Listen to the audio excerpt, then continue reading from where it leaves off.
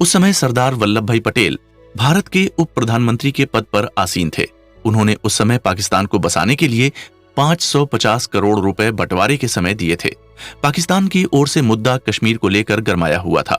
12 जनवरी 1948 को हुई press conference से पहले सरदार पटेल ने अपने एक बयान में कहा था कि हम कश्मीर को लेकर एग्रीमेंट पर बात करेंगे, लेकिन भारत सरकार ने इसके लिए कोई फिक्स तारीख या पेमेंट का प्रावधान नहीं रखा था।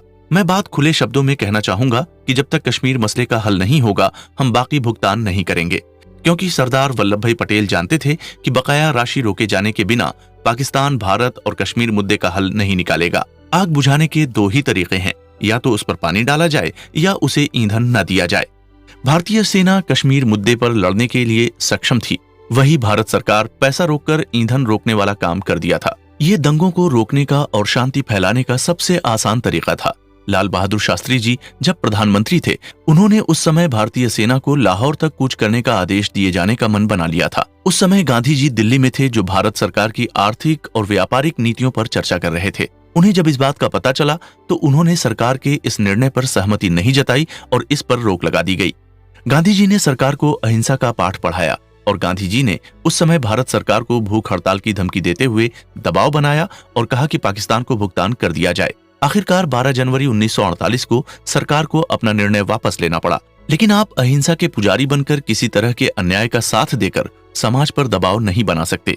सरदार पटेल ने गांधी जी को समझाया कि वो अपना फैसला वापस ले लें। मौजूदा सिचुएशन में सरदार पटेल को गांधी जी की भूख हड़ताल और हिंसा वाली बात पसंद नहीं आ रही थी। मौलाना आजाद ने अपनी किताब में इस बारे में लिखा है कि 13 जनवरी 1948 को गांधी जी ने भूख हड़ताल शुरू कर दी। परिणाम यह हुआ कि 17 जनवरी को सरकार ने गांधी जी की सारी बातें मान ली और वो पाकिस्तान को बकाया राशि देने के लिए राजी हो गई। साथ ही कश्मीर पर बनाई सरदार पटेल की सभी नीतियां समाप्त हो गईं। भारत सरकार द्वारा 17 जनवरी 1948 को जारी की गई प्रेस रिलीज में लिखा था कि देश की भलाई और गांधी जी की प्रार्थना को ध्यान में रखते हुए भारत सरकार सारे विवादों को भुलाते हुए अपनी ओर से लगाए तमाम नियम कायदे कानून हटाती है। Page number 8। सरकार ने तत्काल गांधी जी की इमेज सुधारने हेतु माहौल तैयार किया और उन्होंने देश के लिए जो किया वो लोगों को याद दिलाते हुए सारी चीजें भुलाने की कोशिश की। सरकार ने तुरंत ही पाकिस्तान को दी जाने वाली शेष राशि के लिए एग्रीमेंट तैयार किया और उसे जमीन पर लागू करने के लिए राशि भेजी। लेकिन कश्मीर का मुद्दा अभी भी जहां का तहां ही था। नाथूराम विनायक गोडसे और नारायण दत्तात्रेय आप्टे ने उस समय हिंदू राष्ट्र नाम से एक डायरी लिखी, जो शायद एक पुरानी किताब अग्रणी का नया रूप था। आजादी से पहले, मतलब 15 अगस्त 1947 से पहले ही देश में एक मुस्लिम राष्ट्र की जरूरत महसूस होने लगी थी, जो भारतीयों की आत्मा को लगातार कचोट रही थी। आए दिन न्यूज़पेपर में इसको लेकर वैचारिक मतभेद वाले आर्टिकल छप रहे थे। 12 जनवरी 1948 की खबर है कि गांधी जी ने पाकिस्तान को बकाया राशि दिए जाने हेतु उपवास शुरू कर दिया था और नाथूराम गोडसे इस चीज को अच्छी तरह से जानते थे कि गांधी जी मुसलमानों के हित के लिए हिंदुओं से लड़ने को तैयार हैं, क्योंकि गांधी जी के दबाव और प्रभाव से भारत सरकार ने अपना निर्णय वापस लेते हुए पाकिस्तान को 550 करोड़ रुपए देने की हामी भर दी थी। इन सबके बाद नाथूराम के दिमाग में कुछ और ही चल रहा था। वो सोच रहे थे कि आगे जाकर इस तरह का इंटरफेयर गांधी जी भारत सरकार के निर्णय में न करें तो बेहतर होगा, और इसके लिए नाथूराम गोडसे कोई भी रिस्क लेने के लिए तैयार थे, क्योंकि उनके अनुसार ये भारत के लिए जीने और मरने का प्रश्न था। 20 जनवरी 1948 को एक बम ब्लास्ट किया गया और उसके समीप ही गांधी जी की प्रार्थना सभा चल रही थी।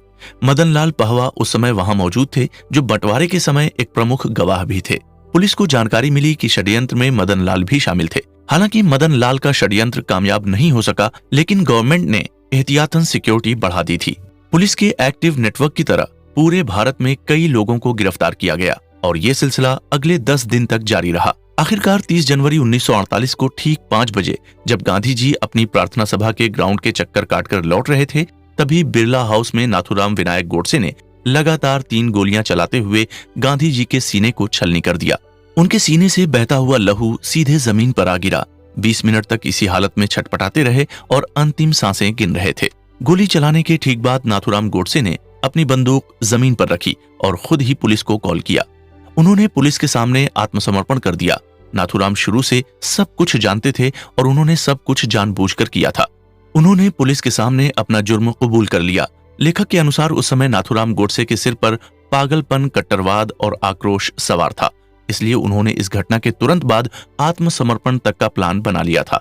क्योंकि उन्हें गिरफ्तार करने वाले पुलिस और प्रशासन ने तुरंत ही यह भी पुख्ता किया कि क्या वे किसी तरह के मानसिक या शारीरिक बीमारी से ग्रस्त तो नहीं हैं। लेकिन पुलिस ने पाया कि नाथूराम गोडसे पूर्ण रूप से स्वस्थ है और वो दिमागी तौर पर बिल्कुल ठीक है। गिरफ्तारी के तुरंत बाद नाथूराम गोडसे की तरफ से रिक्वेस्ट की गई कि उन्हें डॉक्टर को दिखाया जाए। जब डॉक्टर नाथूराम का चेकअप कर रहे थे तो उन्होंने डॉक्टर से भी यही कहा कि डॉक्टर जल्दी से मेरा कंप्लीट चेकअप कीजिए। मेरी पल्स, हार्ट बीट सब कुछ नॉर्मल है और काम कर रहे हैं। तुगलक रोड के पार्लियामेंट स्ट्रीट में गिरफ्तारी से पहले नाथूराम कुछ समय के लिए विचलित हो गए थे।